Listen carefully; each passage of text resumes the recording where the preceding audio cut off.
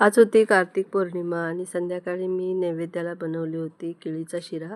छान असा केळीचा शिरा बनवला, देवांना भोग वगैरे लावला म्हणजे नैवेद्य लावला आणि त्यानंतर मग नरेशला केळीचा शिरा दिला, थोडंसं चॉकलेट ड्रिंक वगैरे असं बनवला.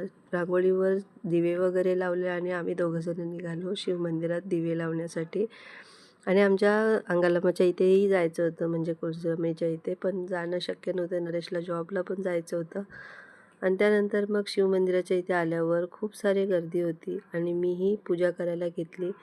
इथे मी तुळशीच्या इथे छान अशा रांगोळ्या टाकल्या, तुळशी मातेची चांगली पूजा केली आणि त्यानंतर बेलपत्रीची पूजा वगैरे केली. आज सगळीकडे जितके दिवे लावू तितके चांगलं असतं. मग सगळीकडे दिवे लावलेले होते आणि इथे खूप जणांनी खूप सारे दिवे लावले होते. खूप छान वाटत होतं आजचा दिवस. आणि नंतर मग इथली पूजा वगैरे केल्याच्या नंतर सगळी पूजा झाल्याच्या नंतर नंतर आम्ही तलावाच्या इथे पूजा केली.